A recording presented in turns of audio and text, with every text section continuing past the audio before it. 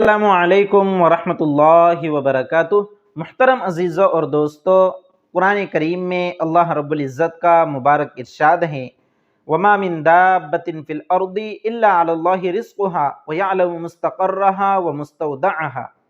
کہ روئے زمین پر چلنے والا کوئی جاندار بھی ایسا نہیں ہے جس کے رزق کی ذمہ داری اللہ رب العزت نے اپنے ذمے نہ لے رکھی ہو۔ اللہ رب العزت اس کے مستقل ٹھکانے کو بھی جانتا ہے اور اس کے عارضی ٹھکانے کو بھی جانتا ہے۔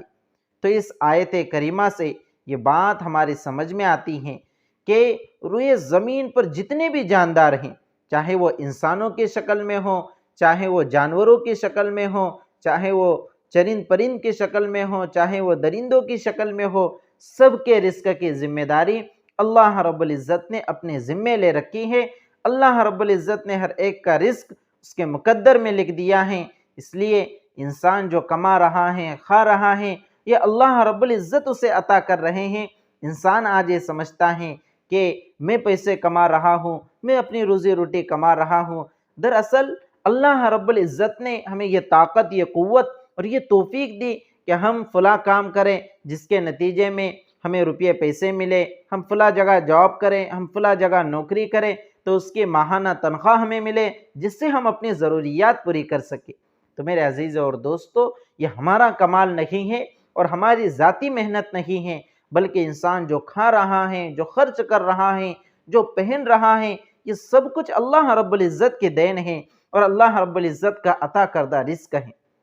لیکن بعض مرتبہ ایسا ہوتا ہے کہ انسان اپنے گناہوں کی وجہ سے، اپنی نافرمانیوں کی وجہ سے رزق کی تنگی کا شکار ہو جاتا ہے۔ اللہ رب العزت اس کے رزق کی برکت کو ختم کر دیتے ہیں، اور یہ رزق کی برکت کا ختم ہونا یہ اس لیے ہوتا ہے کہ بندہ اپنے گناہوں سے باز آ جاوے اور اللہ رب العزت کی طرف رجوع کر لے، رسول اللہ صلی اللہ علیہ وسلم کی سنتوں کو اپنی زندگی میں لے آوے۔ اس لیے رزق کی تنگی اگر دور کرنی ہے تو اس کا سب سے بہترین وظیفہ اور سب سے بہترین عمل یہ ہے کہ انسان اپنے گناہوں سے توبہ کر لے، اللہ رب العزت کے سامنے اپنے گناہوں کی معافی مانگے اور اللہ رب العزت کا فرما بردار بن جاوے، سنت رسول صلی اللہ علیہ وسلم کی پیروی کرنے والا بن جاوے، تو پھر اس کے رزق میں برکت لوٹ آئے۔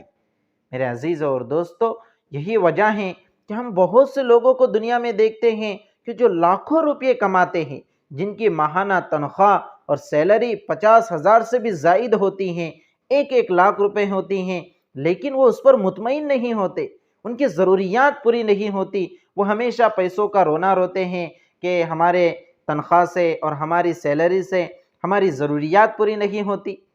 اس کے برخلاف اگر ہم دیکھتے ہیں کہ ہمارے علماء حضرات جو بہت کم تنخواہ کے اوپر دین کی خدمت کرتے ہیں، وہ بڑے عیش اور آرام کی زندگی گزارتے ہیں، 8-10 ہزار ان کی سیلری ہوتی ہیں، لیکن سکون اور اطمینان ان کی زندگی میں کوٹ کوٹ کر بھرا ہوا ہوتا ہے کہ لوگوں کو انہیں دیکھ کر حسد ہوتا ہے کہ اتنے کم پیسوں میں، اتنے کم روپیوں میں اتنے آرام اور آسائش کی زندگی کیسے گزار لیتے ہیں۔ تو میرے عزیزوں اور دوستو، یہ اصل رزق کی برکت ہوتی ہے۔ اللہ رب العزت اپنے متقی اور پرہیزگار بندوں کے رزق میں برکت عطا فرماتے ہیں۔ اور یاد رکھیے کہ برکت یہ کثرت کا نام نہیں ہے۔ ہم نے برکت کثرت سمجھ لیا ہے کہ جس کے مال میں کثرت ہو وہ برکت ہے۔ ہم سمجھتے ہیں کہ ہمارے پاس 10,000 اگر روپے ہیں، اگر وہ 1,00,000 ہو جائیں تو یہ برکت ہے، بلکہ ہرگز نہیں۔ میرے عزیزوں اور دوستو، برکت یہ ہے کہ اللہ رب العزت نے جتنی بھی روزی روٹی ہمیں دی ہے، ہمیں اس کے اوپر اطمینان نصیب ہو جاوے، ہماری ضروریات اس میں پوری ہو جاوے، یہ ہوتی ہے برکت۔ ورنہ اگر برکت کثرت ہی کا نام ہوتا تو جن لوگوں کی سیلری 50,000 ہیں، 1,00,000 ہیں، 1,50,000 ہیں، پھر انہیں اپنی رزق کی تنگی کا یہ شکایت کیوں ہوتی؟ تو برکت یہ اصل کثرت کو نہیں کہا جاتا، بلکہ برکت یہ اللہ رب العزت کی طرف سے عطا کردہ ایک اطمینان اور سکون ہوتا ہے کہ جو اللہ رب العزت کسی کو مال میں عطا کرتا ہے کہ وہ اپنے کم رزق کے اندر بھی اسے سکون اور اطمینان فراہم اللہ رب العزت کر دیتا ہے۔ تو میرے عزیز اور دوستو، رزق میں اگر تنگی محسوس ہوتی ہے تو سب سے پہلے ہم اپنے گناہوں سے توبہ کر لیں، استغفار کی کثرت کرے اور رجوع اللہ کرے، تہجد میں اٹھ کر اللہ رب العزت کے سامنے گڑ گڑائیں، اللہ رب العزت کے سامنے اپنے گناہوں کی معافی مانگے، تو پھر آپ کو وہ دل کا سکون اور وہ قلب کا سکون اللہ رب العزت عطا کریں گا جو مال و دولت کی کثرت میں نہیں رکھا ہے۔ یہی وجہ ہے کہ ہمارے اکابرین، ہمارے بزرگان دین، جب ان کے پاس کوئی شخص اپنے رزق میں برکت کے لیے کوئی وظیفہ مانگنے کے لیے آتا تو اسے کوئی ایسی چیز بتلا دیتے کہ جس سے وہ اللہ کی عبادت کے اوپر اور اللہ کی اطاعت کی طرف آ جاتا۔ تو میں آج آپ کو ایک ایسا وظیفہ بتلاؤں گا جو ہمارے اکابرین سے منقول ہے اور مجرب ہے، تجربہ شدہ ہیں۔ وہ وظیفہ بہت ہی بہترین وظیفہ ہیں اور بڑے اکابر سے منقول ہیں۔ حضرت شاہ عبد الغنی پھولپوری رحمۃ اللہ علیہ فرماتے ہیں کہ یہ وظیفہ حضرت حاجی امداد اللہ مہاجر مکی رحمۃ اللہ علیہ سے منقول ہے، اور فرماتے ہیں کہ حضرت فرمایا کرتے تھے کہ بڑا مجرب ہے۔ وہ وظیفہ کیا ہے کہ قرآن کریم کی ایک آیت ہے سورۃ الشورى جو 25ویں پارے میں ہے، 19 نمبر کی آیت ہے، اللہ لطیف بعبادہ یرزق من یشاء وہو القوی العزیز۔ اللہ لطیف بعبادہ، اللہ اپنے بندے پر بڑا مہربان ہے، یرزق من یشاء، وہ جسے چاہتا ہے رزق عطا کرتا ہے، اور وہ قوت کا مالک ہے، وہو القوی العزیز، وہ اقتدار کا بھی مالک ہے۔ تو یہ آیت کریمہ قرآن کریم کی ہے۔ اس آیت کریمہ کو روزانہ فجر کی نماز کے بعد 70 مرتبہ پڑھ لے۔